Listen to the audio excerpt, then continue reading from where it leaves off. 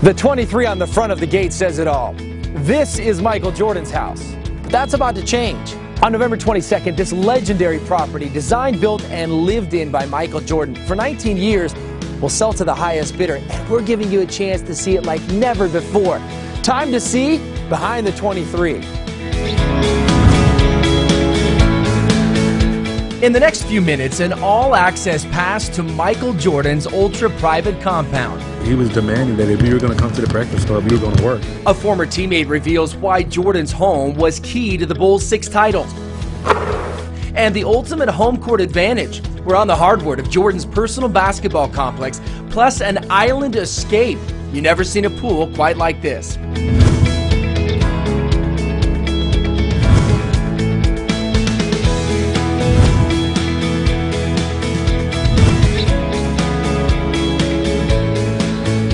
With a home this big, where do you start?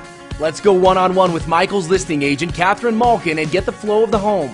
It sort of lays out so that you have living space here, office space over there, dining and kitchen. We had to stop in the dining room and show you a table that simply puts this room on the map. The table was actually made for him, and it's called the Baghdad table, so it is actually set up like the city of Baghdad, like a map grid. And all of the furnishings stay with the home. They all stay. And every room perfectly captures the light, whether it's the floor-to-ceiling formal living room, the great room, a relaxing private corner, or the eye to the sky above the kitchen table. The kitchen, which was redone more recently, is really set up so that a chef can cook here, a family can cook here. Wonderful refrigerator, freezer, wine storage space, but also every appliance you could possibly want is here. Off the kitchen, step down into the great room lined with aquariums and this oversized sectional. As you'll see, this is one of several hangouts around the home that Micheal designed for family and friends. When Jordan first built this home and moved in 1994, this was an indoor swimming pool. Now look at this space, 110-inch screen, great lounging area. You've got the bar over here, and then the walls on both sides of this room completely disappear with ease.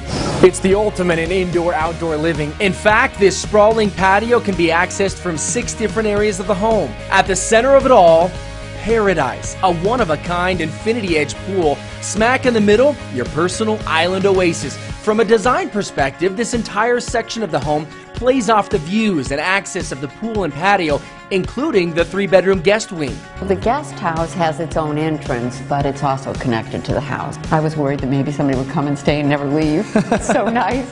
And the guest house leads you to the most talked about spot in the home. There's definitely a different feeling when you come into this part of the house. I mean, can you imagine who probably sat around these chairs? Why?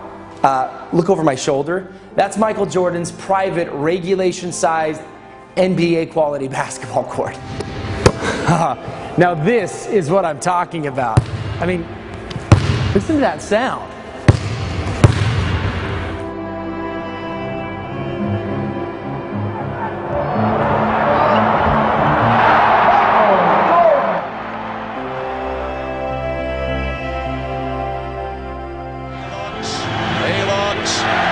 He gives to Jordan. Jordan to the circle, puts the shot in the air. Good! The game's over, and the Bulls have won. Jordan beat him at the buzzer with a jump shot in the circle, and Chicago. And that shot, you know what I'm talking about. Game 6, Utah Jazz over Brian Russell. I'm thinking there's a pretty good chance Jordan had already rehearsed for that exact moment right here. But title-clinching shots come with a price.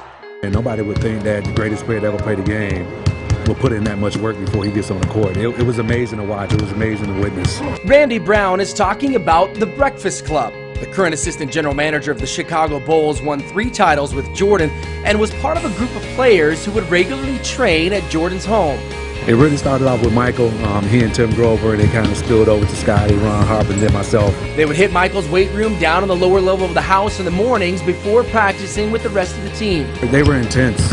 But where did the name Breakfast Club really come from? The chef was there. You know, it was easy for us to go work out and then have breakfast with his chef. But things have changed since the days of the Breakfast Club. The home has seen an extensive renovation, including much of the lower level. We did the wine cellar area that's behind it, but this used to be the exercise room. Now it became a card room, cigar room, just sort of a boys' room.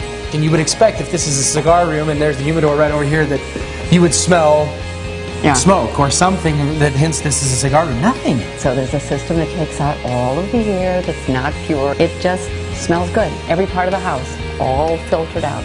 We told you there were some amazing hangout spots in the house, and we're not done yet. Let's go upstairs to a place that very few have seen. When Jordan wasn't winning championships with the Bulls, he was relaxing around his property.